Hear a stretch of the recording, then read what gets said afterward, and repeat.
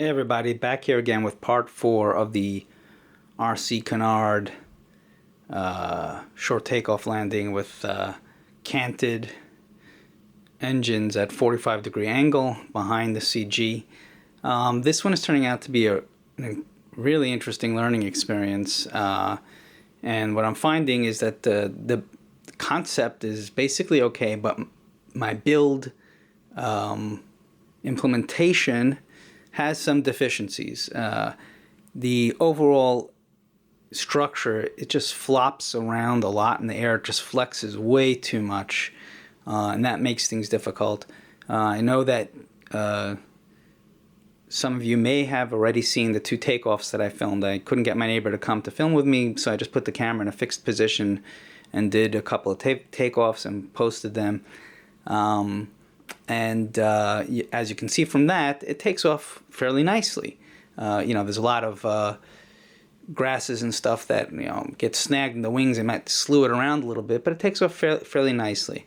But once you get up there, it kind of flops around a lot, probably because of the structure being floppy to begin with, not stiff enough, but also because the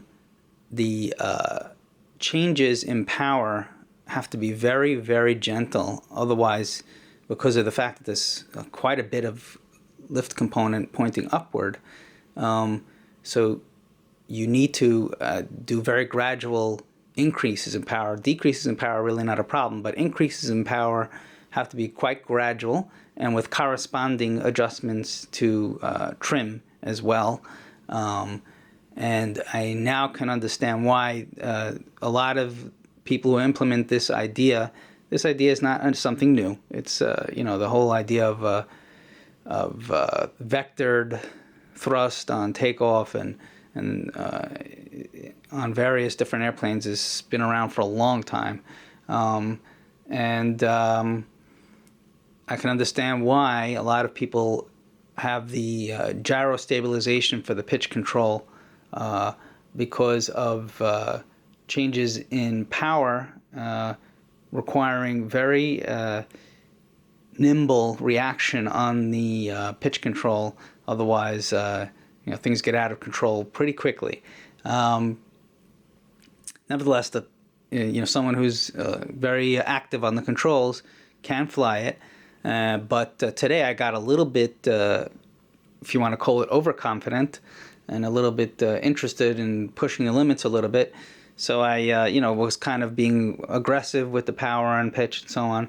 And, it does eventually get out of control, and I crashed it. I mean, nothing major damage. As you can see, it's still one piece, but the wooden dowels that are joining the 2 wings are kind of loose. I have to re-glue them. Anyway, the bottom line is that what I'm thinking of doing for my next step, and this is, of course, just a test bed kind of situation here. This airplane is exceedingly ugly. There's no 2 ways about that. I'm not debating that at all. It's got a lot of tape and glue, and because it's basically a test bed that I've been changing things on and crashing on and redoing things and stuff, as I pointed out in previous videos.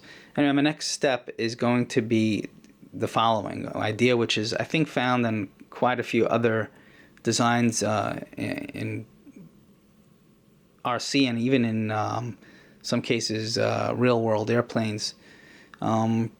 Basically, what I'd like to do is for takeoff, have these engines canted at 45-degree angle, as they are now, and that works out very nicely for takeoff, as you can see in the video that I posted of the 2 takeoffs. But then pretty much almost immediately after takeoff, cant those engines to fully forward position.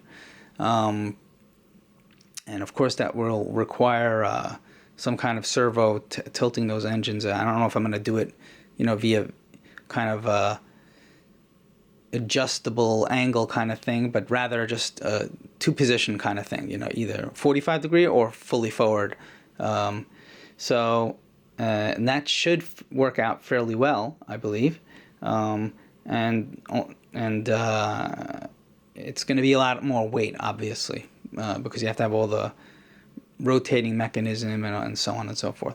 Of course, none of this kind of alternative mechanisms for controlling all this would be necessary if I just put in gyro control for pitch. But I know that can be done, and it's been done. What I'm trying to do here is kind of have like the poor man's,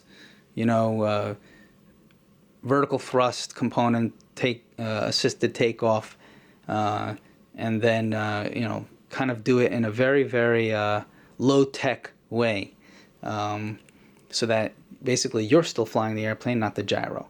And it's interesting to note that even as far back as World War II, there were these jet-assisted takeoff rockets attached to bottoms of airplanes and so on and so forth that were also, interestingly enough, canted, in many cases at a 45-degree angle at the appropriate location on the fuselage or wings or wherever they were located in terms of the forward to back